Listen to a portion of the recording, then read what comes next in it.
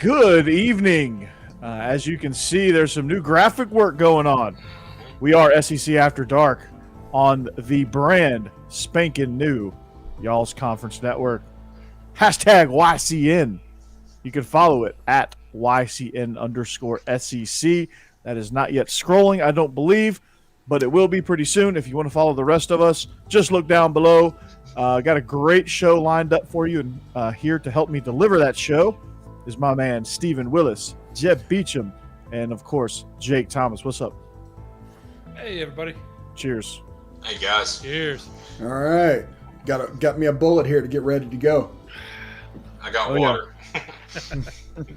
Nice. Dos Equis. I love it. He went to McDonald's just to get the water. Hey, It's all good, man. By the way, before we get started, the new Spider-Man trailer, I want to see that movie more than any movie that has ever come out. Yep. it looks good. Yeah. It looks good. Well, I got some homework then, guys. Yeah. So, gotta go watch that trailer. Yeah, I've been watching the new Batman trailers. I think those are outstanding. So Yeah. I'm excited about that movie as well. I didn't really know how they were going to portray Robert Pattinson as Batman, but apparently they're doing a pretty good job. So I'm going to take a look at it. And they got the Batman Riddler. and sparkling. I was Yeah, going to say, that's he's actually a good actor. It's just that Twilight stuff is going to be hard to get off everybody's Yes. It's tough for me, Jeb. I'm not going to lie. It's hard to get past. This But is Batman- like the. Oh, go ahead. I was going to say this is like the fourth Batman in like 10 years. I mean, they just cannot keep somebody to play Batman. Yeah, they are going to nail the middle-aged woman demographic for this one because all the people that read Twilight back 15, 20 years ago, they're just going to show up to watch this in droves. Yeah, because I'm pretty sure the director understands that, and Robert Pattinson's probably going to be half naked in most of it. So, so if you're a middle-aged woman, there you go. So anyway, we've got a great show. As you can see from the headlines, Mighty Mississippi, that is a more than just Ole Miss. Bama's quest for the West, that's happening this weekend. And of course our picks. And this is not the only stuff we're going to talk about. Of course, we're going to get our chance to make fun of Dan Mullen again, and talk about Georgia, Tennessee, and what happened with that game as well. I feel like all these games happened like 4 weeks ago. Oh, my gosh. And we're just now getting to them. Like I feel like this week has it feels like we've gone through 2 weeks and 3 days. So, but I'm excited nonetheless. And like I said, we are part of the brand new Y'all's Conference Network. It's going to be exciting. Our chat is live and blazing. Stacy, what's up? Why are y'all talking about naked stuff? That's what we do. It's just what we Robert do. Pattinson, man. You can't help it. I mean, it just comes with the Naked He's at the door. sparkly. just comes with the territory, you know. So it's how it happens. Yeah, we do naked movie reviews. He's all glittery. Not sure what that means, but yes, he's all glittery, glitter and shine. And this is getting way too out of hand. So, which Mississippi school? Let's transition to Mississippi State. Speaking of sparkling, Oh, it's a Will Rogers reference, right? there you go. Boom. Bam, Nailed full it. circle. That's called a tie-in, people. A tie-in. So yeah, Mississippi State. How about them, man? Auburn going up 28-6 at half. Bo Nix looking like the freaking Bo Nix home Bo is really what we call him. He was alive and well. I was joking to a friend of mine, and this was right around halftime, that if they judge the Heisman solely, if Auburn could play all their games at noon at home, Bo Nix would win the Heisman. Yeah. And then the second half happened, Yeah.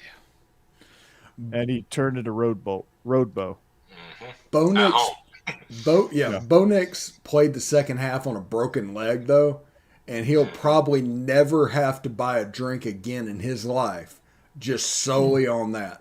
That's something he's just going to tell that story over and over again because he for damn sure can't tell people he was good, but he'll be able to tell people who played football on a broken leg.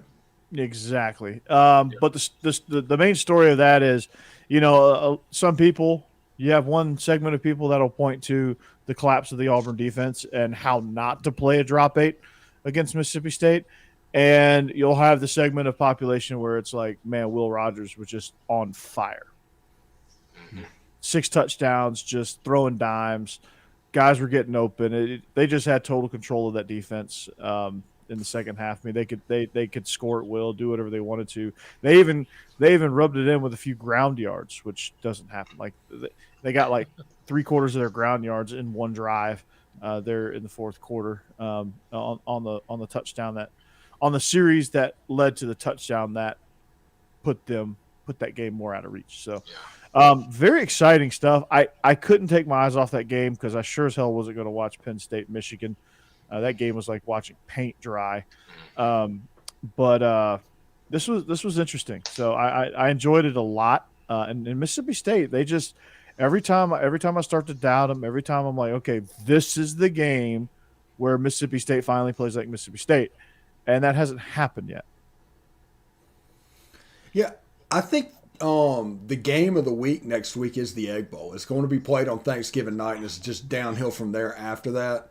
That should be a lot of fun. We'll talk about that next week. We also need to figure out if there's some kind of a schedule thing that we need to work out and when we're going to actually be able to do a show next week. Yeah, it's probably going to happen. The show meeting. Maybe we could have a live production meeting. That'll be something that's never been done. Oh, wow. Little inside baseball for everybody. Yeah, let's do it. We'll talk about rugby. Let's talk about the All Blacks and their next test versus the Springboks. So let's talk about how I don't even know the positions in rugby. Somebody's got to help me out with that, but I ain't got a clue. One of them has to be a flanker. Yeah. I think there's a hooker. Yeah, probably. Probably a few. Wait, if there was, Hugh Freeze would be coaching rugby. Oh. Did you say hooker? Oh. Show how the sausage is made. Yeah, we can do that for sure. Oh, well. So we could just have a show talking about what we're going to eat at Thanksgiving. Chicken and dumplings. Boom. Hey, that sounds good. Yeah. That does sound good. You ever made it in an Instapot? No, I have not. You should but try that. I have a friend that's going to make. We have a group of about 3 friends down here that all moved down from Tennessee to Florida, and they live within a half a mile of each other. And one of us is responsible for appetizers, the other desserts, the other the entrees. Did y'all plan that? Yeah, we did. Like because plan all moving down? Yeah, we are that kind of gooberish, and we're going to have fun. It's going to be 65 degrees and sunny because it's reached the year when it is basically perfect weather for the next 7 months. So, it's going to be fantastic. There you go. What's up, Justin Riley? The Justin Riley Network. Looks, guys. Yeah. What's up? Yeah. So what's up, Justin? How you doing, buddy? Congrats on the network. Thank you. It's going to be outstanding. The man to my left. Almost. Over. Yeah. There. There we go. Yeah, right there. Over there. Yeah, See, Jeff's got it easy. Oh, wait. Yeah. Wait, is it which way? Yeah. Do this. Yeah. Yeah. And Explain yourself. by the way, just because I'm going to keep saying this every week until it happens, December 13th is the death of the Palmcast. So if you want to watch the Palmcast, you've got until December probably 11th or 10th to see it. And then after that, we will be the Locked On Ole Miss podcast, and they'll provide us with a new YouTube address and a new podcast feed and all of that stuff, so you can tune in there because I am the new guy that does Locked On Ole Miss. So I'm pretty excited about that. Congratulations on that. Congrats, man. That's awesome. He is definitely locked on. So that'll be cool. That'll be a good addition to the Locked On network. The day the Palmcast died. Isn't that a Bob Dylan song? Speaking of Palmcast and Locked On Ole Miss, another game that I couldn't take my eyes off. It was Ole Miss A&M. Talk about a team that really fell apart there. Had chances to win. I think Ole Miss just about in the second half just about gave A&M every chance to win, and they could not do it. The defense stood on its head there late in the game, made some key stops, and was able to help them pull away. But man, you talk about a run game, outstanding job. Get Ely back. I mean, it just shows you how important he is to a Lane Kiffin offense. And to me, Ole Miss did exactly what they needed to do, which was find a run game without involving Matt Corral, and they did. If Texas A&M wasn't so dominant on their front seven to where the red zone became a problem because of space, Ole Miss would have been up at halftime 35-0. Yeah. I mean, I've not seen a domination that thorough in quite some time, and yet Ole Miss was only up 15-0. And then A&M in the third quarter kind of figured out a little bit of recipe, and that was Devin Achane working him, and they got a touchdown and cut it back and made it back to 15-13. And then it got to the point where time started running down a little bit, and it became more about Zach Calzada. And as is the case with a young quarterback in a system like that, you expect him to throw you the ball. He threw the ball to Ole Miss on the 16-yard line, and then another pick six, and it was over.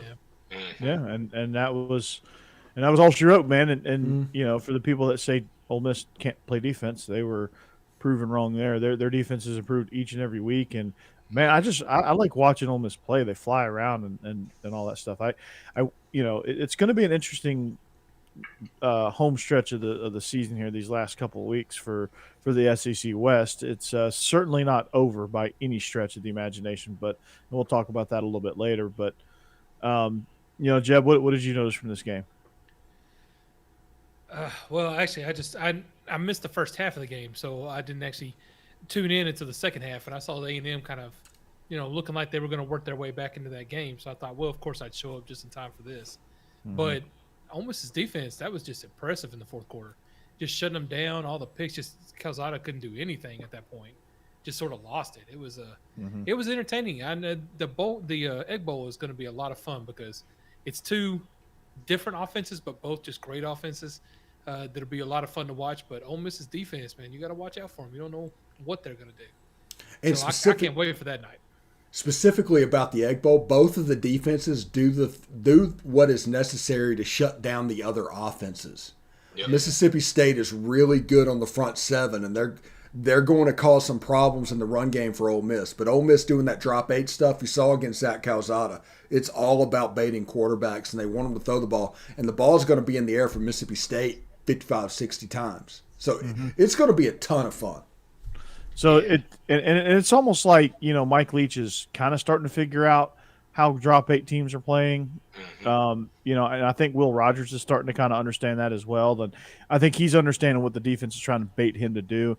And one of the key principles to that air raid offense, not to, you know, I guess we're going to give a preview for next week, but another key to that air raid offense, or at least the Mike Leach version of it, is it's not about routes, it's not about matchups, it's about grass. It's about finding open space and getting there and staying there. And they are taught, they have a short list of concepts, but a million different ways to run them based on coverages and based on where the grass is. So their guys, you know, you have to have, like, freshmen and sophomores are going to struggle in that offense. And if you get some guys that learn fast, like I think Mississippi State has gotten a few guys that have picked it up really quickly, they start to understand the nuances of the routes that they're running within the concept that they're running, and they do a good job of finding those zones. So Ole Miss is really going to have to, or anybody that plays them in the near future is going to really, really have to, if they play the drop 8, they're going to really have to be mindful about, okay, how do I take away this space yet simultaneously snatching away that space and driving on the ball. And that's what Auburn struggled with in the second half. That's what teams, you know, since that Arkansas game, I think they've gotten incrementally better. The Arkansas game last year where they threw, you know, 6 picks, you know. That was Ole Miss. Yeah, but they've gotten better too. But Mississippi State has gotten Mississippi State's gotten just incrementally better with all the defenses they face, and, you know, everybody trying to play the same stuff against them. You know, it's going to turn to where now you're just going to have to get aggressive and just get after it and just blow the whole thing up. Yeah, when Mike Leach comes into a program, like what we saw last year was everybody being able to just play the drop 8, and that became a little bit of kryptonite to the Mike Leach offense. And as that offense has gotten a little bit better, now all of a sudden you need that drop 8 plus a pass rush. You need to speed it up because he can process information so quick and go through his progressions. And all of a sudden he's very dangerous doing that. So the next step is the pass rush. So he's going to struggle against teams like Alabama. When Will Anderson just lived in the backfield and just hit him over and over again. But if you can't do that, they're going to be a problem to whoever they play against because of what they do. It's going to be all about that pass rush now and the drop 8, not just the drop 8. And that's why they're so unpredictable. So They are. And then you get teams like Tennessee who, they run high tempo. And they're aggressive, man. They take some shots. And it's hard to say coming on the heels of a 41-17, thrashing that I came away impressed to how they did and what they did. But I was like that first drive was clinical. Yeah, Georgia figured out that, hey, our dudes are better than their dudes. They have to block our dudes. They can't block our dudes. Well, so let's just come after them. And they did. And they harassed Hendon Hooker all night long, and that was just a personnel battle, to be honest with you. Because if things were equal, I think that game would have been a lot closer. But I was just impressed with what they were able to do, and how quickly that they're kind of meshing and molding together. I really like Jabari Small. I think he's going to be a really, really good running back. I all of a sudden just now forgot the dude, Jeb. What's number 4's name? Tillman. Cedric Tillman. That dude's a problem. Yeah. He was a 2-star. Yeah. That dude's a problem. That's crazy. Here's a 2-star. Yeah. That dude. I'm glad I'm glad that game ended because the dude was making catches all over the place. Like that guy's awesome. I like him. I like Velus Jones. Like I think your receiving core is really good. And the more they gel together, the more they get comfortable in an offense, and the more depth they build, it's good things are on the horizon for Tennessee. So, to say that, I say that to say that game made me really happy because everybody was high on Tennessee. Everybody was putting Georgia on upset alert and saying, "Oh, this is going to be, can they? This is Kirby's kryptonite," and it wasn't. But this game also showed you that recruiting does matter. Well, now be careful. Mullen, if you're listening. Last week I was talking about this Georgia-Tennessee game and mentioned over and over about how this team has all the things to give Georgia problems. I also picked Georgia to cover that game. So it kind of I'm not saying you. Yeah. Yeah. Well, you're an anomaly there. Yeah. To cover. A lot of Tennessee. people are heads on that one. Yeah, Tennessee is going to be 7-5 and just embarrass somebody in a bowl game. They're going to get in the Duke's Mayo Bowl against North Carolina State and just go up and down the field on their ass. And it might be a 4-touchdown win. I can see that. I can see that happening. They go. They draw Iowa in the Gator Bowl. Annihilate them. My goodness, they would embarrass Iowa. Yeah, Iowa can't score to begin with. Number 2 in the nation, Iowa. Are they ranked now? I don't know if they're ranked. I think they're still ranked above Wisconsin, and they have the same record as Wisconsin beat them head to head. Wow. I mean, it continues, man. I think the pollsters don't know how to rank the Big Ten. The committee is just trolling. They are honestly trolling. They've got Michigan over Michigan State. Mm-hmm. We're 2 weeks past that game. So they're going to play that matchup game, and they're going to find justification reasons, but yeah, they're just trolling. The fact of the matter is nobody get upset about these rankings. Let them rank whatever they mean because one doesn't necessarily influence the other, and the only ranking that matters is the one on December 5th. That is true. That is those are facts. So, Jake, Alabama struggled. The first drive, that was it. Did you see Saban get after that reporter? Oh yeah. Well, it was a stupid question anyway, but it was. Yeah, Alabama's got a chance this week to clinch the West, which I'm sure they're gonna be fired up for. But we always say that everybody gives Alabama their best shot. So I know Arkansas is going to come in and be ready. So it's going to be a dogfight. But Corey, I think I'll see you in a little preview of the SEC championship in a couple of weeks. Let's do it. Yeah. Well, Arkansas is flying high. They had an They overtime win in the battle for the boot, and again, like for LSU, like they suck, but like there's a couple of games down the stretch that it doesn't matter who the coach is; they're going to get up for it. Like Arkansas is one of those games. And Garrett Nussmeier looked decent coming in. He was 18 of 31. He better if he's pulling his red shirt. Yeah, right.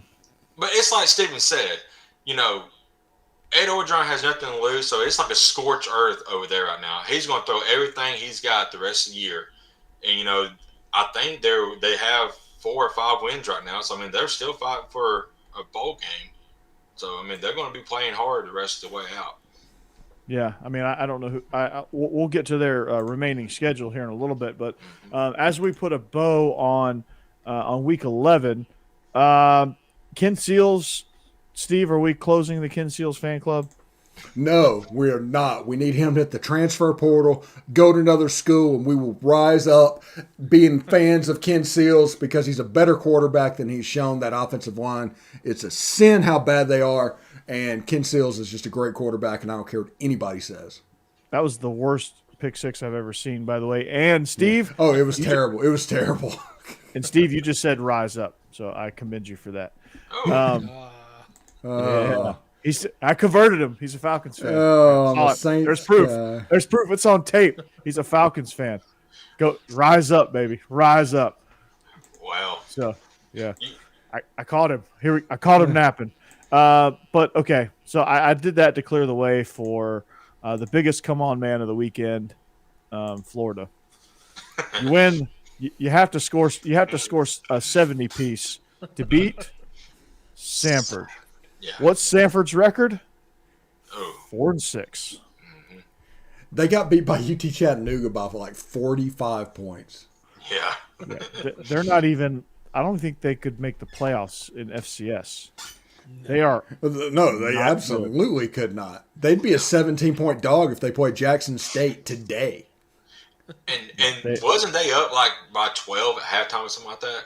Yeah, they had scored 42 points. Yeah.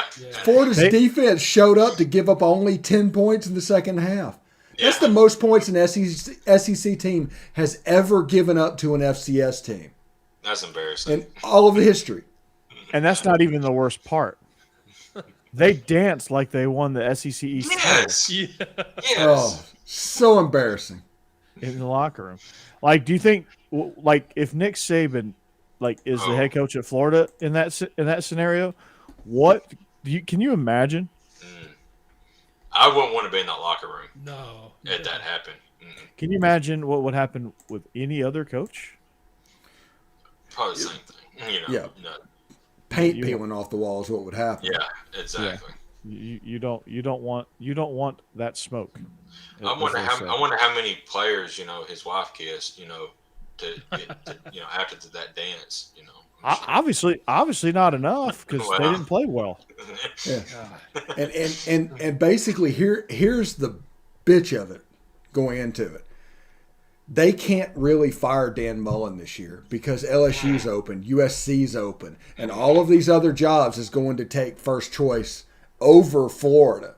So if you were to fire Dan Mullen this year, you would end up with a second-level coach. We all know that people at Florida, some of them want Jeff Brom at Purdue. He's a pick of the ball coach, and he would honestly scare the hell out of me. But he's not an A-lister this year. But they would end up getting a second-tier guy. They would end up getting some up-and-coming guy in the Mountain West, and nobody like Jim McElwain. It'd be another hire like that. Mm-hmm. And by the way, I saw something where Michigan State was honing in on a 10-year, $95 million contract extension for Mel Tucker. So it appears that he ain't going nowhere. 2 boosters ponying up that money. Yep. Was one of them Magic Johnson? Possibly, but that Magic tells and you Plaxico. how much those boosters respect what Mel Tucker's doing. Absolutely, and they should. Absolutely should. Those two boosters, Plaxico Burris and T.J. Duckett. And if Michigan State pulls the upset this week, which we'll get into that later, but It's going to be tough. They don't match up. Is Plaxico still in the joint I have no idea. after he shot himself in the leg? yeah, I think he played in the Super Bowl after that. yeah. Somebody said it would probably resemble the viral video of Bo Davis. Did you guys see the one that came out on Kirby Smart? No. I heard about it, and Go listen to it. it was intense, and you'd be that is what people don't understand. People record it because they think they're funny, and those guys that record that and put it out, those guys are the ones that need to be gone. Because Bo Davis's speech and Kirby Smart's speech, and like I said, I haven't heard Kirby's, but I can imagine exactly what it sounded like and what was said.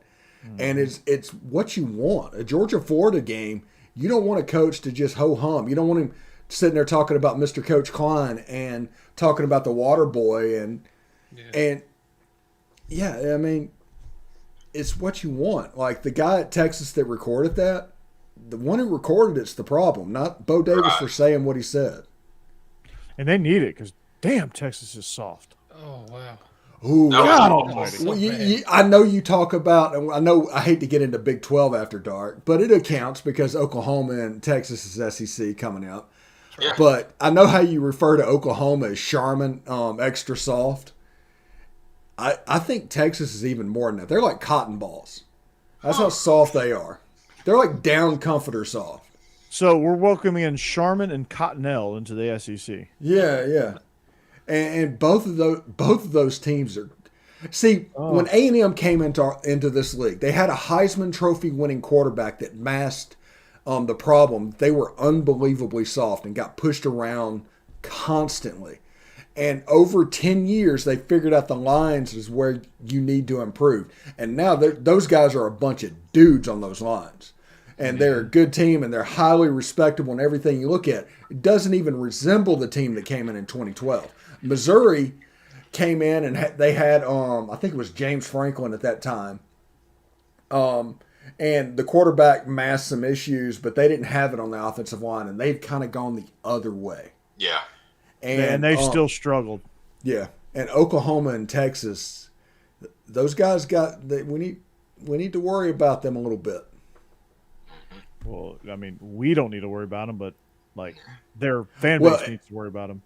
SEC West, which would be of this one just me, because Alabama and Auburn's going to end up going to the East, and we're going to end up getting Missouri and the two Oklahoma and Texas, and that'll be the SEC West. Poor Vandy. Yeah, that's what actually. If you're looking for poor Vandy, don't say poor Vandy. Say poor Kentucky. Yeah, because they actually are trying now. They're making some headway, and then that's going to happen. It's just like, okay. Yeah. Shit. South Carolina's like, okay, we're going for 8th in the East. No, they're going for 7th in the East because Vandy's pretty much locked. They got the 8 on lockdown. That's right. All right, Week 12, guys. Bama's Quest. This looks like it is the premier matchup in the SEC. Shocking, it's not Georgia versus Charleston Southern. I know that one's very tempting. Eddie George is going to Starkville. Eddie George is going to Starkville.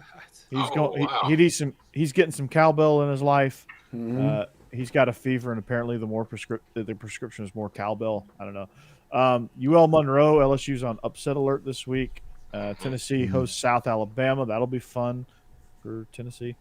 Ole Miss has got an FCS opponent this week. Vanderbilt. Auburn, South Carolina. That'll be a good one. We'll talk about that in a minute. Florida, Missouri. 4 weeks ago, this game was a laugher, but now it might be a laugher for a different reason. New Mexico State, Kentucky, and of course Georgia, Charleston Southern. Those are the and Prairie View A&M versus Texas A&M. So the A&M's going at it, I guess. So not many like great matchups this week in conference, so our picks are going to reflect that, I imagine. Um, but nonetheless, We branched out in the picks this week. I bet we did. Um, so Arkansas travels to Tuscaloosa. This is an interesting game. Now, if this game were flipped, I would be a little bit more worried. But for Alabama's sake, I think they see the blood in the water. I think they see their path now.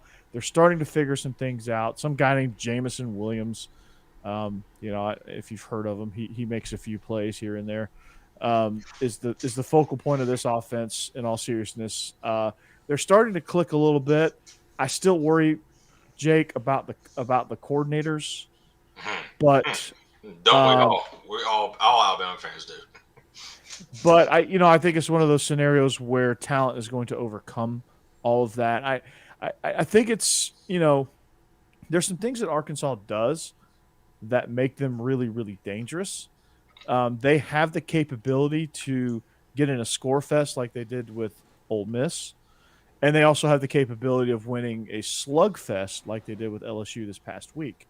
So I'm curious to see what Arkansas team's going to show up. How can Arkansas on the road at Bryant Denny dictate the tempo of the game? Because that's going to be the biggest key. If they can force Alabama into the style of play that they want to, then Alabama's going to have some issues. How do they do that, Jake? I right now, speaking for Alabama, our defense has stepped up majorly in the last couple of weeks. Since that A&M debacle, they have been lights out. Of course, we shut out Mississippi State. We didn't give up a touchdown. We needed them to make big plays against LSU because we could not do anything offensively that night. And they've come up big there, and they've just been improving as the season's progressed. Now, like Justin just said, the biggest issue is going to be the offensive line. Now, I think we do get Dalcourt back at center, but Cohen's still going to be out, I believe, and now it's going to be is Owen's going to go back to right tackle, and we know how that's gone this year. And the kid's a good guy. I don't want to harp on him too bad, but. Damian George played there last week and looked pretty good. So, but the biggest key is going to be the offensive line, how they contain that defensive front for Arkansas. Yeah, I mean that's going to be still Bryce Young is like a freshman plus. He's still very very young at the quarterback. What's up, DGD? You're my main man. Welcome.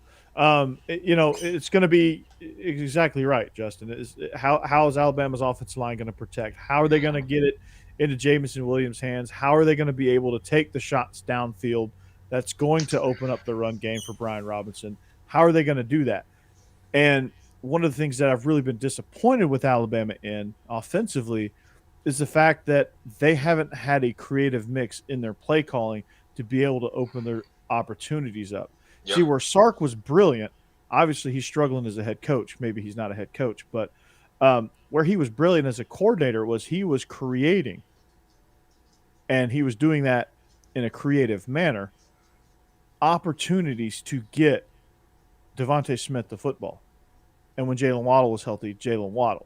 Like he was creating things for them in different ways to attack different parts of the defense that still got the ball in their hands. Right. Yeah, that was Norm Chow stuff, man.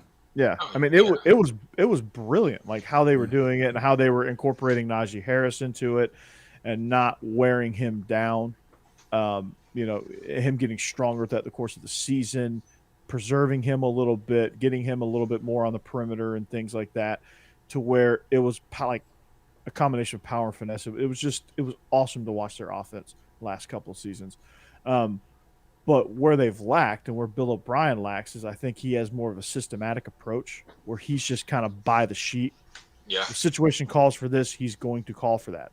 Like he is the person that's going to meticulously, like if he's cooking something, he's going to meticulously measure out the ingredients and he's going to stick to that recipe step by step, no matter what. Right? A good chef always always puts a little pizzazz on it. Okay, it needs a little dash of this, a little dash of that. You know, I'm gonna follow this recipe sort of. It just needs a little dash of this here, there, bam, boom, chef's kiss, right? That's what the offense was under Sark.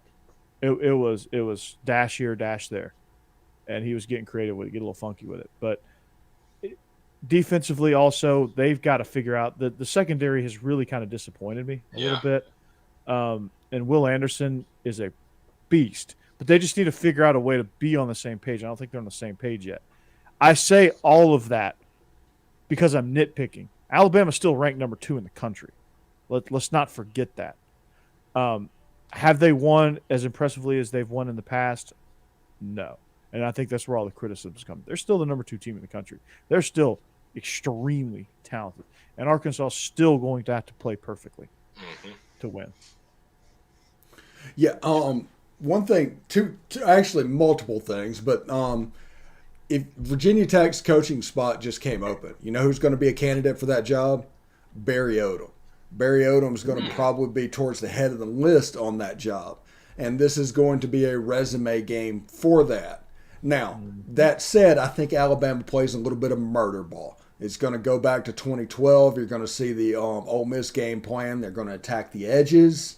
And that's what you will see grow up. Arkansas, get them out of their drop 8, get them to play a little bit more man, a little bit like that, and then hit Jamison Williams over the top. That's the way I think this is going to go. I don't think that Arkansas has the personnel to be able to play the way they play against Alabama unless, and this is a big if they can get to Henry To'oTo'o to with the RPO to where he's a little bit wrong like Florida did, that's going to be a problem for that defense, and that's going to open up a big hole in that defense. Absolutely. Yeah, I mean, I can see that 100%. I mean, for Alabama, if they can get Arkansas out of their comfort zone, man, that's going to be a huge deal. So, and I think the biggest thing for Arkansas maybe is to go tempo offensively, to get Pete Golding out of his rhythm. Yeah, but Alabama did a really good job against Ole Miss earlier this year of playing a simple game plan and just getting their feet in the ground and playing ball. And that really worked for them. So they've actually had pretty good scout teamwork, if you think about it, going into the Auburn game, going with that Ole Miss. Now, Lane Kiffin panicked in that game. And if he wouldn't have panicked, that would have been a different game in the second half. So I expect this game to be closer than the Ole Miss game was. I don't know if Alabama has enough to cover that line, but we'll see. Yeah, the Ole Miss game for Alabama was just a pure momentum game. I mean, I don't think they did anything special. It was just like one of those, like, it's just got the ball rolling with that first 4th down stop, and they were pissed off. That was a game of, hey, we're pissed off. We got a little bit of momentum. We're just gonna hammer you, and that's what they did, and they did a good job of that. I wouldn't necessarily say Pete Golding was like the key to all that, but. No, they played really physical. How many times did Ole Miss catch the ball on a slant and get tackled with a physical tackle 1 yard away from the first down when they would have normally fell forward, ended up being 4th and 1, and all of a sudden Alabama, when their cleats in the ground, they make a big stop, and that's how the momentum was grabbed in that game. Physical defensive play. And they're going to bring that to Arkansas because Arkansas is going to bring it to them. And I've been impressed with Barry Odom. I think he got screwed at Missouri personally, but there you go. So, I think Bama wins this one. Unfortunately for Arkansas fans, the dream is there, but it's not going to happen for them. They're 7-3. They're going to have a nice season, but it's not gonna go through Alabama. I think, does Alabama clinch the West with this win? Yeah. Yes, they do. With one win, Alabama clinches the West. If they lose both games and Ole Miss wins out, Ole Miss can win the West. Yep. Yeah, that'll be interesting. So, like I said, it's unfortunate that Ole Miss doesn't have a conference game this week. Oh wait, is Vanderbilt still? That game's gonna be ugly. Florida, Missouri is one that's real quick, Corey. We were talking about Ole Miss and Vandy. I did my Know My Enemy podcast today, and where I was going over the stats for Vandy, and I literally at one point just went, "Come on, Vandy, and just looking at it just because it was so sad. And it's like, man, That's pitiful, man. yeah, it was one of those things you're trying to do the know your enemy, and this is what we're looking at. But they're averaging like 290 yards on offense and giving up close to 5 bills. And what was so funny is they were talking so much trash to Tennessee fans in the offseason, in the summer. They were like, "Yeah, Tennessee's gonna suck," and I'll admit I had a little fun with it because I'm not the biggest Tennessee fan of all time. I had a little fun with it, just All right. just to poke my Tennessee friends a little bit. I didn't believe a word of it, but I just went along with it because it was funny. But it's going to be hilarious watching Tennessee just. I don't even know the correct adjective. Is that game in Nashville this year? I think it's in Knoxville, isn't it? I think it is. Okay, I wish it was in Nashville where Tennessee could do a checker out again. That is my favorite troll move of all time when they checker out Vanderbilt Stadium. That's so sad. If you follow my Instagram, Burton.Corey on Instagram, you'll see. Well, you may not see it anymore because the story may have went out. But Sunday night, I got invited to go to the Vandy basketball game. We didn't end up making it in, but we did end up sneaking onto the field because the gate was wide open. So we didn't really have to sneak. We just kind of walked right through the gate. Yeah, nobody goes anyway. Right. Yeah, well, we were the first fans there all year, so it was great. But I want to ask one question real quick. If yes, something the happened, turf feels good. Yeah.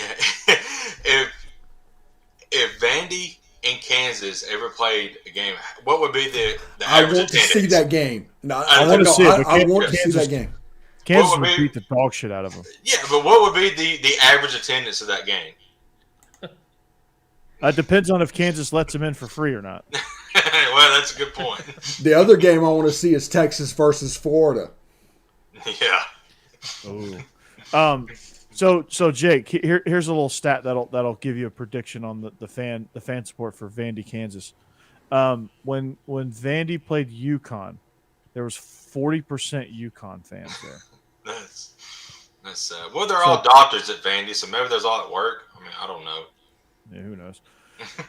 Hey, They're all smarter than I me. spent in August of 2019. I spent 20 days in neuro ICU at Vandy. They will always have a soft spot in my heart. But those guys are just next level bad this year. Yeah, their football team is just pitiful. Their hospitals and their medical stuff is top notch, obviously. Oh yeah. So, Corey, As a school, yeah, second none. if you snuck on the field, did you get to fire the cannon off, or what happened? Yeah. I did. That's how I got caught. Just snuck in, shot a cannon, That's how I got caught. and then they knew somebody was in there because it's not like there was a touchdown.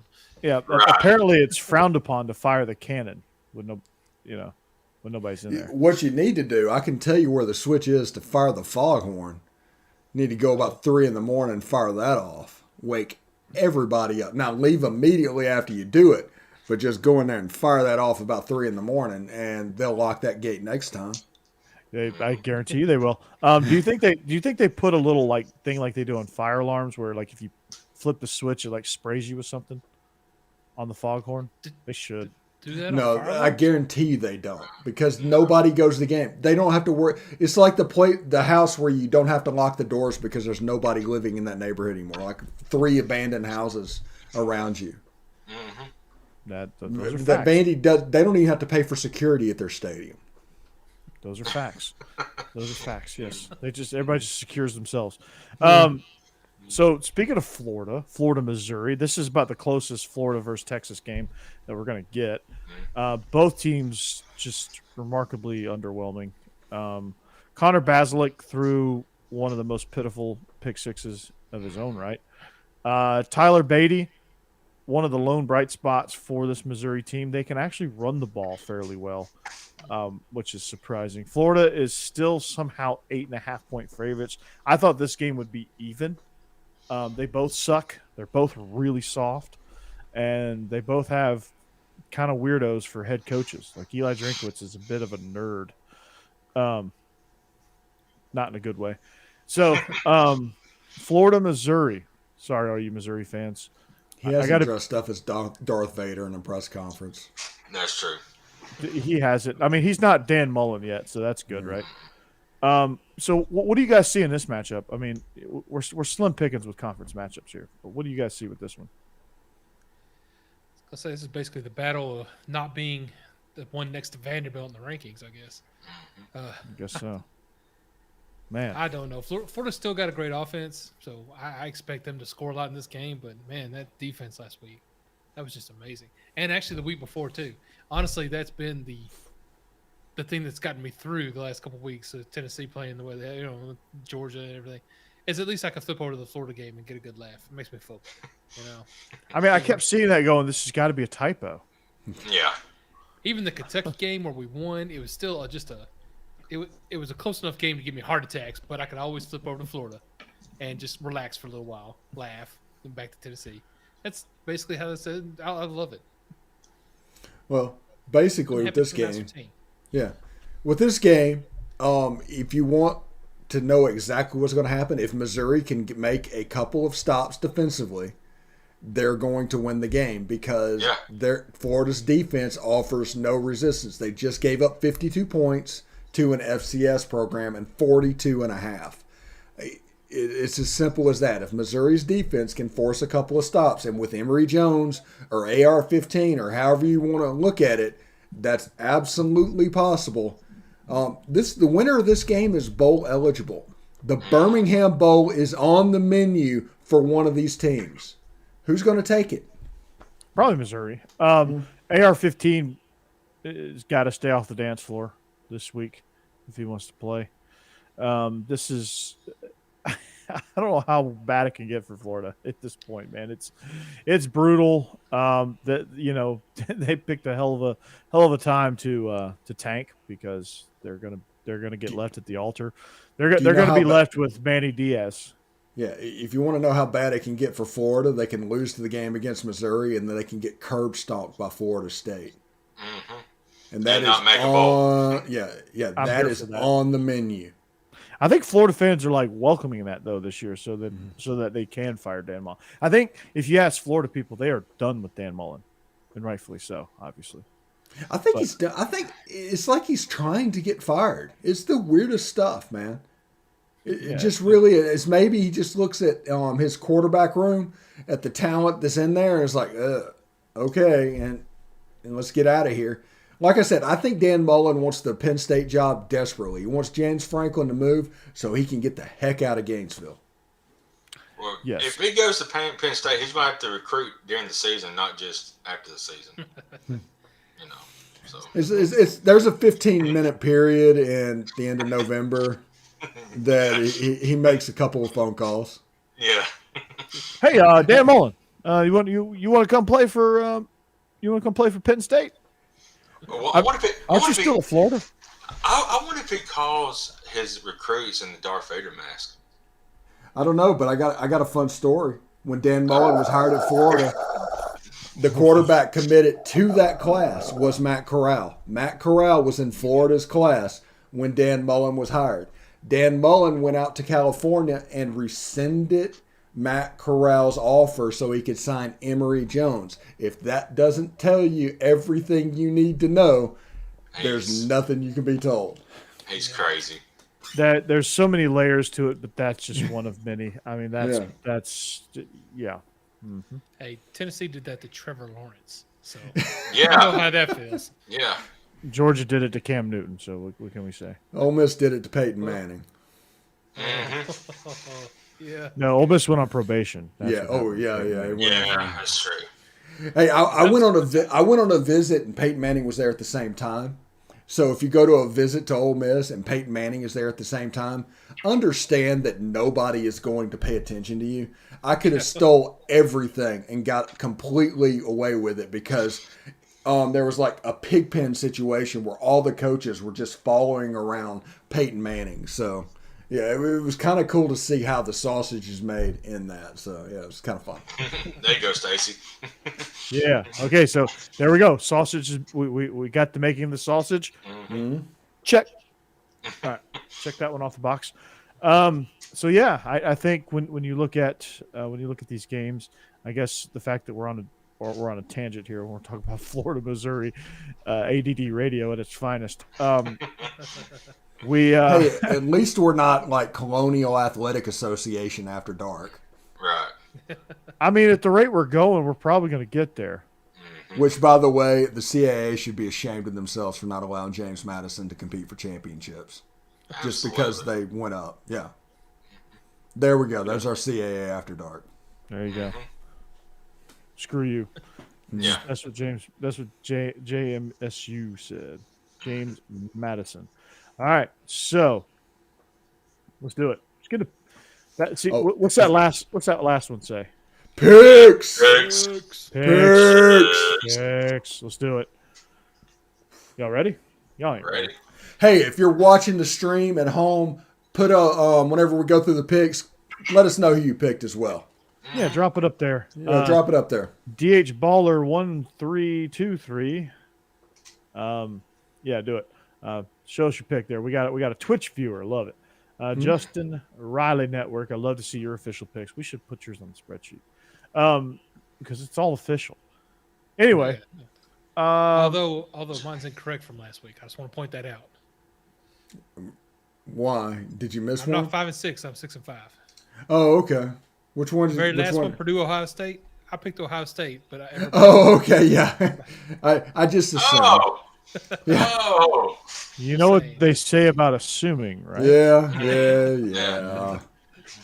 There we go. So New Mexico State assumes that they're in the SEC because they got their second straight SEC matchup this week against Kentucky. They are 36-point underdogs. I guess they're strapped for cash. But Kentucky, can they? So Jeb, can Kentucky cover that spread? Yay or nay? Oh, they definitely could. But if I'm picking this week, I don't think they're going to. I think Kentucky will probably end up running the ball a lot this week, just kind of grinding, or not really grinding out, but just slowing this game down and getting out of this one. So I think they win. I think they win comfortably. But I think New Mexico State might have a good chance of at least just covering that spread. So I'm going with them this week. I'm going with Kentucky. They got a big game coming up next week, so they're going to try to be firing on all cylinders. So they're going to, keep the attack on, and I think they cover easily. They may win by 40, 42 points. All right, Steve. I learned my lesson last week about taking New Mexico State. I'm going to take the Kentucky Wildcats. Yeah, New Mexico State showed me that it don't matter what the spread is. They ain't covering it. Yeah. So I'm taking the Wildcats here. Our next one is SEC Game of the Week. Alabama hosting Arkansas. Alabama's 20.5-point favorites. Jeb, do they cover at home? I'm saying no. And I hate doing that because every time I pick against Alabama, I am wrong. Including last week where I took Alabama and was correct. Because, they covered that 52-point spread. But I don't know. I love the way Arkansas plays, and it's because they're just such kind of a gritty team. They're just grinding these out, which is something I love being a Tennessee Titans fan. That's how we've always been. I love the job Sam Pittman's doing there. Mm-hmm. I do not think they're going to beat Alabama at all, but I'm taking Arkansas to keep it a little closer than that. Yeah. Jake, we know where you lean on this one. Yeah. Go ahead, Jake. War Eagle. yeah, of course. Go Gators, Corey. But anyway, yes. Yeah. No, I think Alabama's going to win because, since this new time, we're still in the daylight savings. I don't know how everybody else is, but we got the daylight savings. So it can start like at 4 o'clock here. So second half comes around, that stadium is going to be popping, and all them lights are going to be going, and it just energizes the team. And I think we cover easily. Now, I agree, Jeb. I love Sam Pittman, what he's been doing there, and they've got a really good team. But Alabama's fighting for something this week. They're going to come out hungry, and they're going to win and cover. Yeah, this is a classic Steve Nick Saban game where he's going to have those guys fired up. They're playing for a purpose. They're not going to sleepwalk through this one. Unfortunately for Arkansas, there's some things that they don't match up well with Bama on, and I think that's going to be exposed. Steve, I'm taking Bama to cover this, and I think they do so quite easily. I think it's a 24-point win. Yeah. Something to remember in this game is Nick Saban does not want to go to the Plains with the SEC West on the line. They're going to be up for this game. They don't want to deal with that Auburn voodoo. I'm taking Alabama to cover. Great pick. Florida, we just talked about them. They are 8.5-point favorites. We'll call it 9 at Missouri. This one's going to be interesting. I don't know where I lean. I'm gonna let you guys talk me into something. Jeb, we'll start with you. I'm gonna let you talk me into who you are picking and why. I don't know. Since Florida shut out Vanderbilt, ever since then, their defense has just fallen apart. Missouri runs the ball well. I really love. Is it? I always called him Batty because it's just what it looks like to me. But that that might not be how you pronounce it. But either way, I love the way they actually play offense. So I'm taking Missouri actually to cover this one. Probably just win right out in that game. Jake. Yeah, I agree, Jeb. And I'm more interested to see what the over/under is on this because it could be a high-scoring ball game the way both defenses are. And but I think Missouri's going to pull it out in the end and cover. Steve. Yeah, it's a game where South Carolina scored 40 against that defense. The week after, an FCS team put 52 on that defense. Beatty is probably going to run crazy. I think they're going to be able to make a couple of stops and be able to pull out the game. Missouri's pretty tough on defense. They're not a pushover. They gave Georgia some fits. They give some teams fits defensively, but they're just so discombobulated at times that they haven't been able to put it all together, and they've been quite bad as an overall operation. But you break it down to certain segments of it, like Tyler Beatty, awesome. Connor Basilick at times, awesome. We know what he did last year as a freshman too. This defense, they can make some plays, but then again, they have some head scratchers. So they're a very inconsistent team. But I think they're going to put together a lot of that stuff, and they're going to expose Florida, who, for all intents and purposes, has essentially quit on Dan Mullen. I don't care what you think about them dancing. They're done. I'm taking Mizzou. Yeah, quarterback run game for Florida is the whole key to the game. Yeah. If Missouri gets that under control, Missouri wins the game fairly comfortably. Mm-hmm. Absolutely. All right. I guess I should wake up, right? Auburn, 7.5-point favorites on the road at South Carolina. Jeb. Auburn with TJ Finley, are they a different team? Can they cover this thing? What do you think? See, this is the problem. Auburn is the better team, so that's what I'm going with. South Carolina is kind of pretty much just been a mess this year. They've done some things that have actually been decent, but now out of the game, who knows? So, but I'm still going to go with Auburn to cover in this one. Jake, are you going to shock the world, or are you going to pick South Carolina? I'm picking South Carolina, and I'm not trying to be an Auburn hater. Great line of kickers, so. If it gets into a field goal battle, it could be a struggle for him. But, South Carolina is at home. I think that gives them just a slight advantage. Auburn still may win the game, but it may be by 3. All right. Steve. Yeah, I'm taking the Auburn Tigers because South Carolina needs to quit getting credit for the Florida win because Florida is awful. Mm-hmm. Yeah, that's a good point. I'm with you there. That's part of the reason why I'm picking picking Auburn. I think TJ Finley is just as good, if not better, probably a little bit more stable at the quarterback position, which is probably actually what they need. And that's not a I'm glad Bo Nix got injured type statement, but just their situation, they just need somebody more stable, and Bo Nix isn't that guy. So I'm taking Also, remember, Mike Bobo is going back to his former players that he knows offensively. Yeah, that is going to help them out as long as TJ Finley can avoid disaster plays, which he's prone to do. Now, granted, South Carolina's pretty good on defense. There you go. Justin Riley, by the way, is picking Florida to beat Missouri, and Will Anderson gets a pick 6. So take that prop bet if you wish. I know, Justin. I mean, I don't want Will Anderson in coverage. I want him rushing the quarterback every single freaking time. I do not want him in coverage. Well, he might pick off a screen, so Maybe. There you go. Yeah. Cassidy, good night, and don't disrespect Alabama like that. Please capitalize Roll Tide next time. Yes. Yeah, what are you horrible. doing, baby? Signed, the Grammar Police. Thank you. ASAP, thanks. So only Steve gets that. South Alabama travels to Rocky Top. I think it's pretty obvious we're gonna clean sweep this thing. Tennessee's just gonna roll roughshod over them. Steve, I think you differ. I'll explain it if you want me to. Yeah, I want to please hear this. I want to hear this.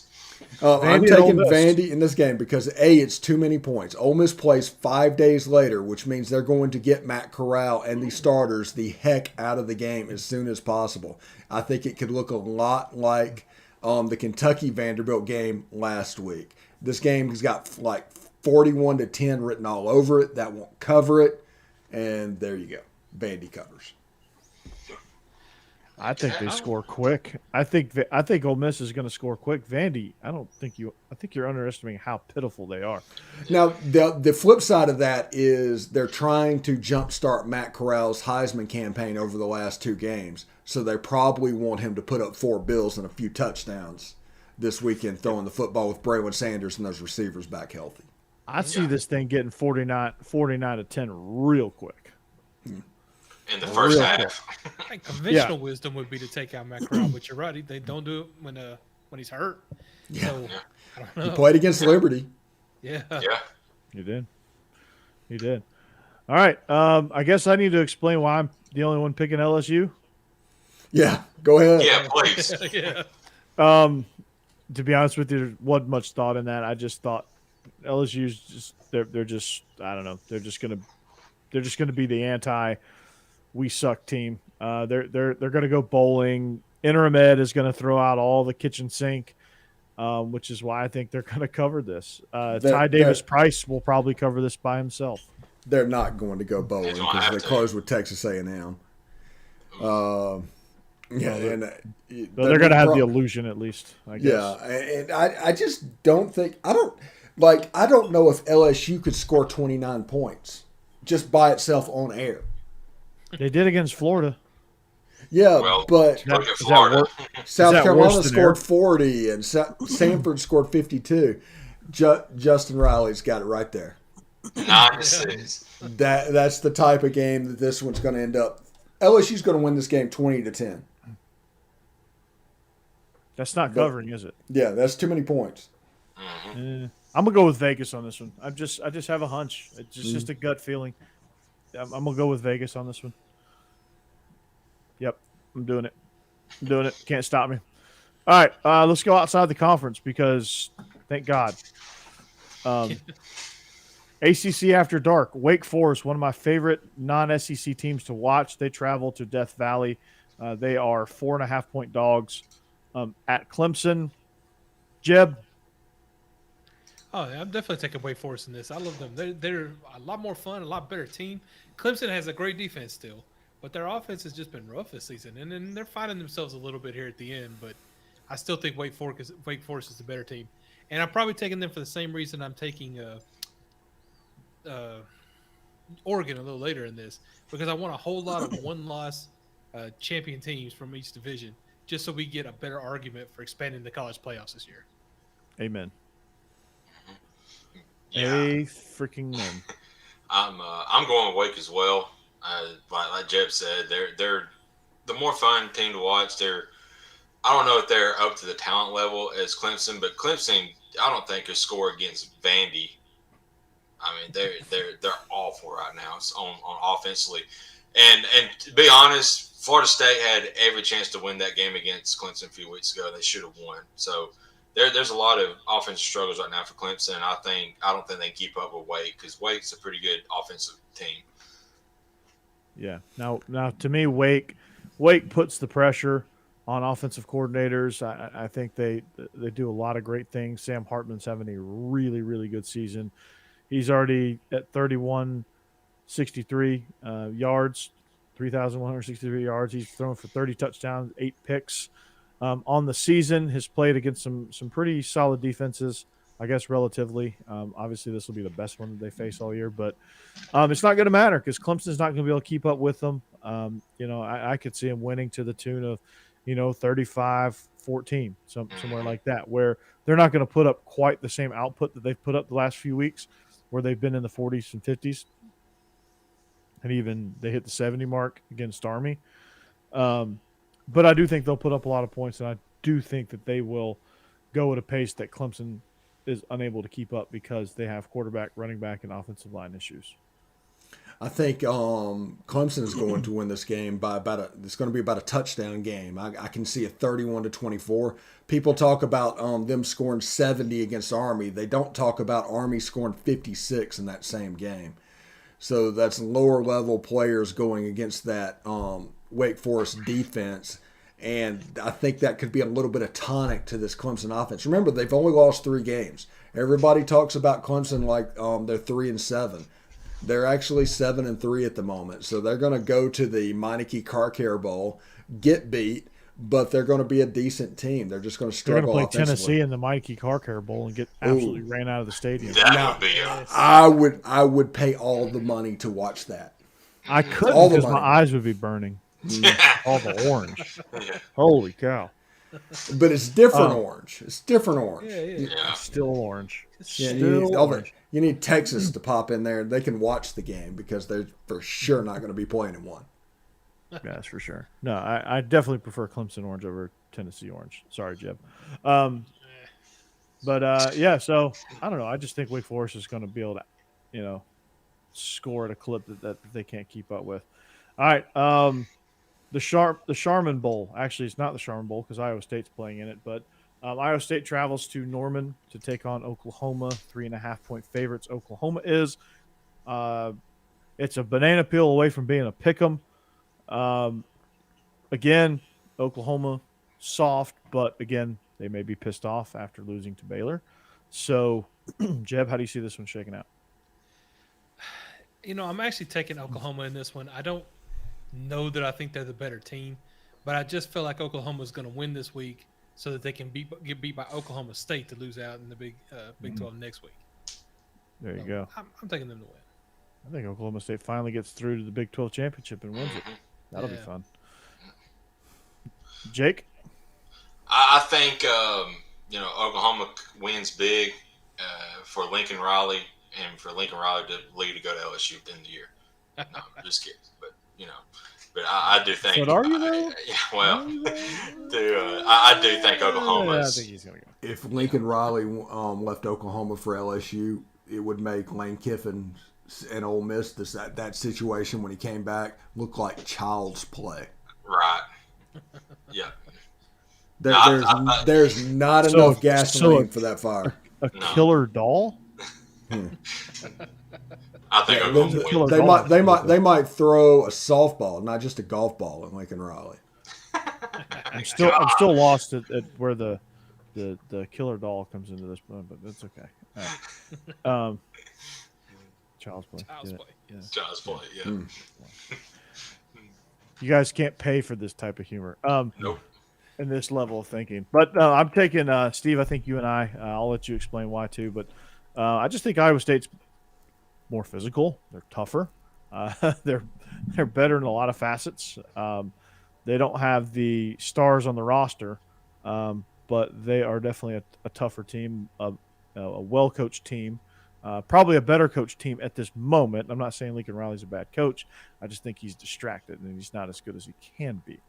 But you have Caleb Williams who struggled with a little bit of inexperience, and you have Spencer Rattler who I can't really say what he is. Because I don't want to turn this into a subscription based because I'm cussing all the time. So I'm taking the Cyclones here because I just think they're not soft.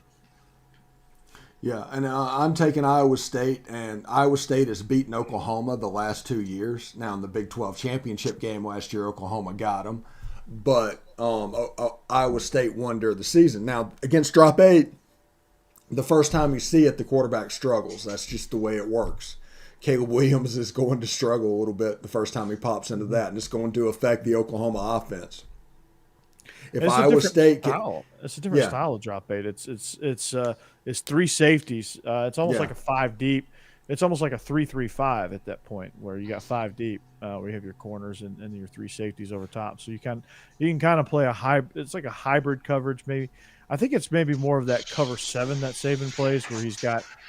I don't know. We could take a whole show to explain Iowa yeah. State The defense, point is, it messes with quarterbacks, and which with would the be true fun. freshman, that's going to be a problem.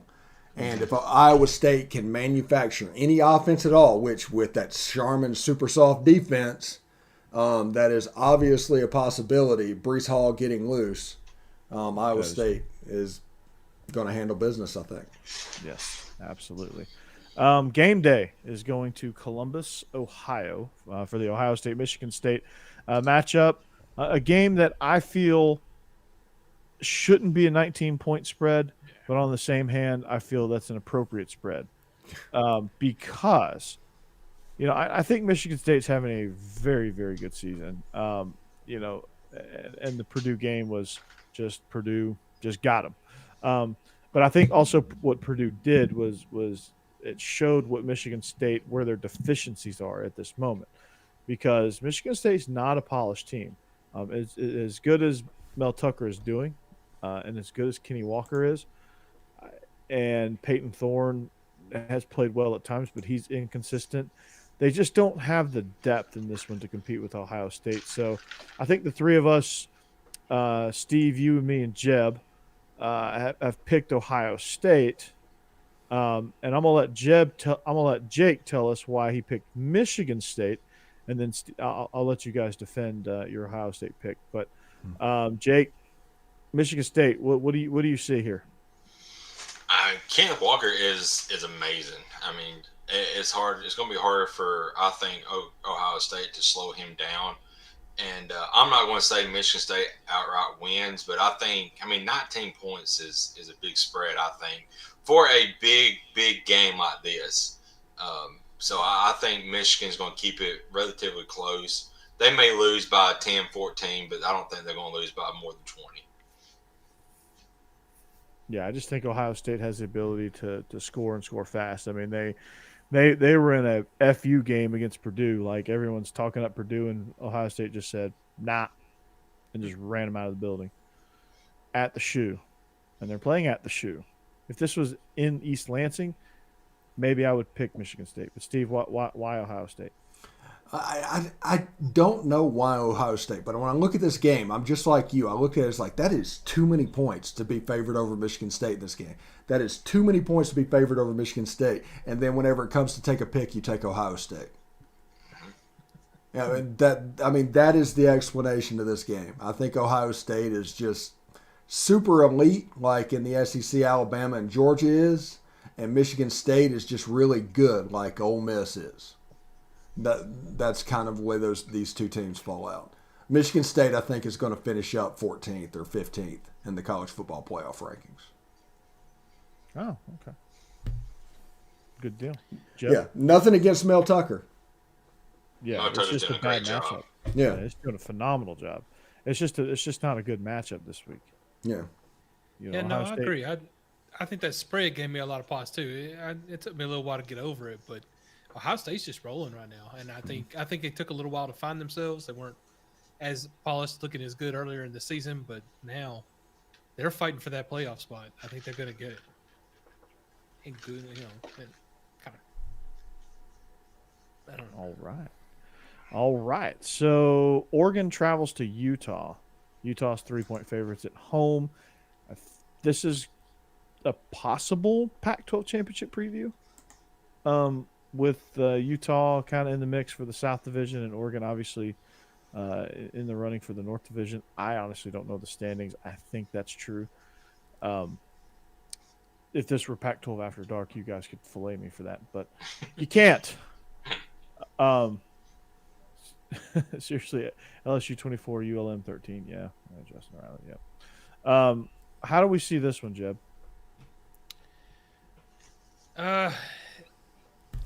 This is another one of those where they give the home team kind of advantage and say that it's going to be an upset. I don't see why. I think Oregon's played really well.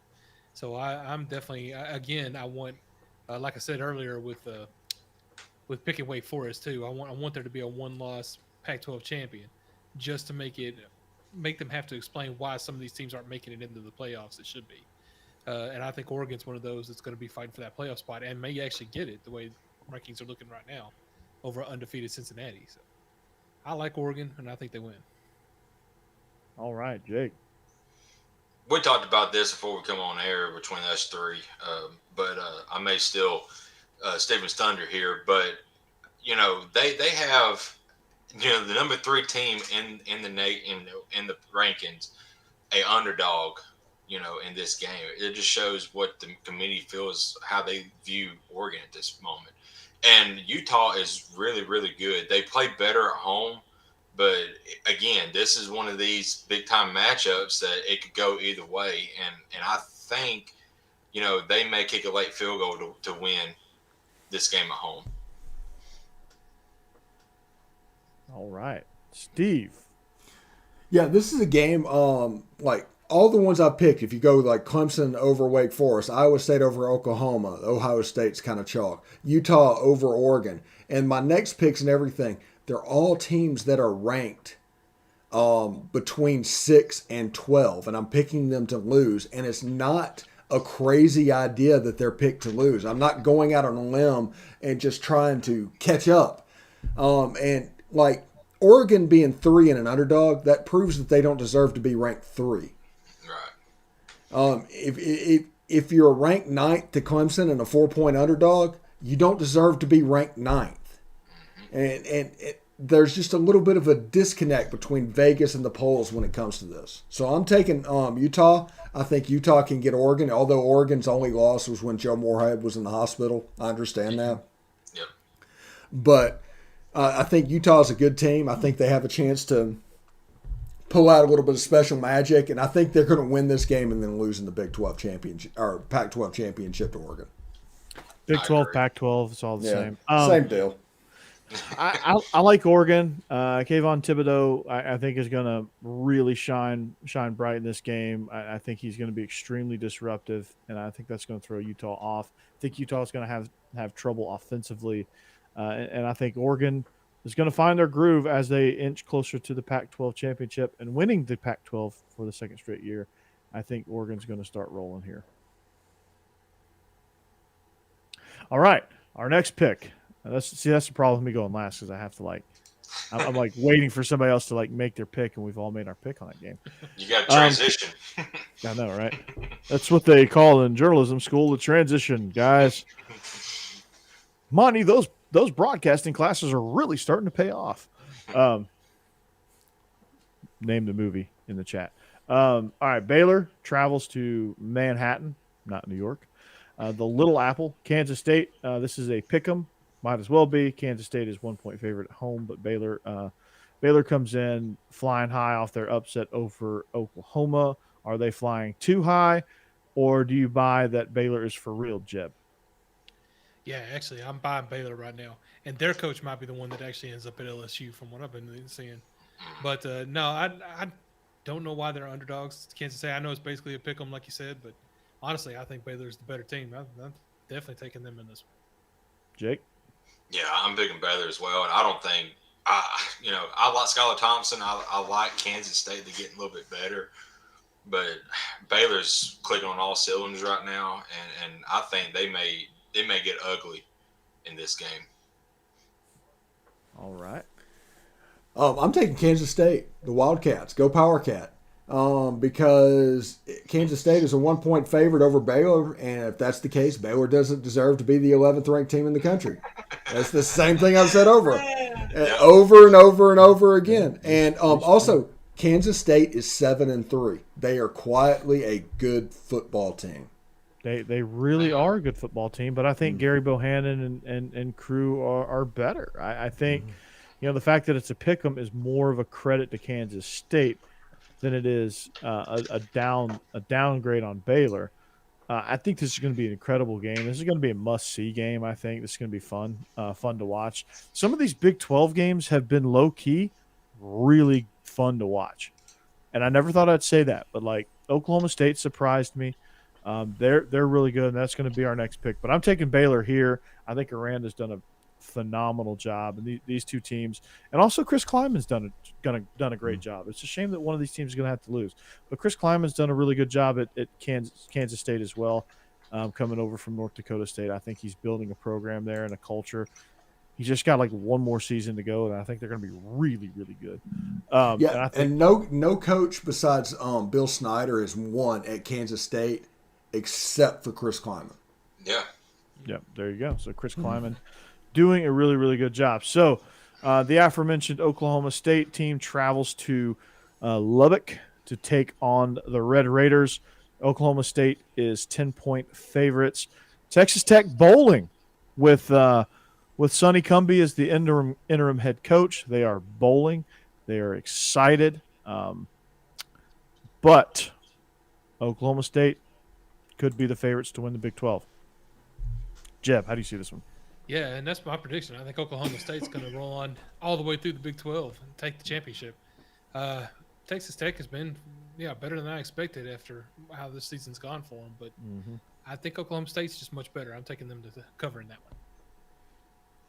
Yeah, I'm picking Oklahoma State as well, and I don't know much about Texas Tech this year. I haven't got to watch them. I watched a little bit of Oklahoma State, and they're a really, really good team. And I think, like Jeb mentioned, they're going to, just win out and win the Big 12 championship. So I'm going to take Oklahoma State. There you go. Oklahoma State was the poster child of being soft, but this team probably couldn't be more jacked up this year, and more jacked up for Bedlam, because they have a little bit of chip on their shoulder now that Oklahoma is bolting the conference, so they're going to be a little bit pissed off, which is going to make for a very, very good Bedlam game next week. So they're not very sneaky; they're just a good team. Yeah. They're not very, very sneaky. I mean, I guess you could say they're sneaky because they're not on TV much, or they're not like prominent on TV. Yeah. And this is my catch-up pick. That's the reason I'm taking Texas Tech in this game. I have no reason for doing so, except it is a chosen catch-up pick. Except because it's the Big 12 and whatever. Yeah, and I'm taking all these not underdogs. There's favorites in many occasions. So why not continue the trend? There you go. All right. Well, as we wrap this thing up, Steve, speaking of catch up, why don't you catch us up on why you should get involved? Tell us why, if you're out there listening, why you should get involved with the Y'all Conference Network, and why, what's the benefits of it? What can we expect? The Y'all Conference. They expect? Yeah, the Y'all Conference Network is basically it is a way to round up independent podcasters. We're not a content network. We're a financial network. So you can bank on the advertising power of a larger pie to the process. So whenever you look at SEC After Dark, you can see it here on the Y'all Conference Network, but it's also on the DGD podcast. It's also on the Believe in Georgia Dogs podcast channel. It's also on the Tide Talk podcast channel. All of those places add up and increases the viewership of this product for you. So it's just a way to give individual podcasters and independent podcasters a little bit more power. And that's what we all want. It's and it's also fan analysis, and it's a new perspective that you don't get. Like, of course, you can listen to the big box people and get your insiders and all that stuff, but we have a unique perspective, and we bring it to you, and that's what we do, and we kind of analyze it from the lens of kind of where we sit, which is, for Steve and I, we sit as former staffers, former media members, and Jeb and Jake come from their perspectives as well. And it's fun, and it's an interesting way to do it, and I think that we're building quite a good network, and I think we've got some good people on board with us in our peripheral, as we cast our net, as we make our web bigger. We add partners to this whole thing. I think we'd love to have Biscuits and SEC. I think they're their up and comers, DGD, of course, helping corner the market on Georgia coverage. Beast of the East, Best of the West are also ancillary shows that are going to rock and roll. Jake, you and Kevin do your thing, and I don't know if you're going to bring Stacy into the fold or not, but with Beast of the East, we're kind of restructuring. We're going to re-debut next week. I don't want to say debut because we're already out there, but we're going to re-debut with our new cast, myself, Israel Troop, and Vinny Hardy of the Believe in Kentucky podcast. So that'll be awesome. Fun. We've had Vinny on our show, and we've been on Vinny's show. So we decided to all do a show together to where we're together all the time. It's weird that we're getting a basketball guy, a Kentucky guy, right before basketball season. It's kind of weird how that works out. It's a big catch, and that'll give us chances to talk to Tony Delk as well, because he hosts with Tony. I think he still does. He did the last time I checked, but maybe Tony just comes around for basketball season. Tony promised to wear his denim jersey every time he came on. Good, so good, so good. But y'all should get on this train, and y'all need to get on the new wave here, because it's going to be awesome. And all those references, those were puns. I was using y'all very, very intentionally. So y'all's Conference Network kicked ass on the logo, by the way. Yeah. The intro, I was like, whoa, okay, all right, let's get it. So the title slate, got to figure out what that's going to be. Maybe it's just a bouncing logo for Windows 95, but yeah.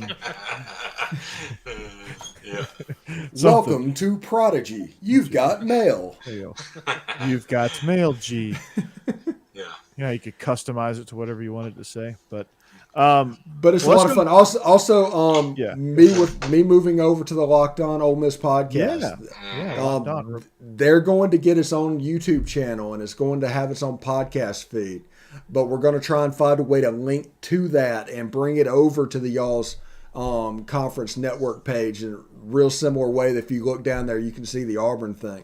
So there's going to be a way to do, and we're going to try and get the content to the most people possible. But please tell your friends about it, subscribe to it whenever it comes out, and let's get that built up as much as possible, because, that is going to be an avenue for growth on the Y'all Conference Network, even though it's kind of separate things at this point. Right. Yeah, absolutely. But yeah, like I said, it's a financial network, not a content network. So you do your thing, you advertise, we'll echo it and all that good stuff. So we're doing the same thing, and I guess Believe has been pretty cool about it. So yeah. So there you go. As I desperately need water. Woo! Steve, I know your plight, man. I know your plight. You have consumption. Yep. Woo! That throat, man, is dry. Completely. You got the vapors. Yep. You need some water. Yeah, run that on up here, Jake. I'll see you in a minute. But yeah, that's good. That's going to do it for us, guys. We are SEC After Dark. We're on the brand new Y'all's Conference Network. So for Jake, for Jeb, for Steve Willis, I am Corey Burton. So long. See you later. Until next time, we are SEC After Dark. Goodbye.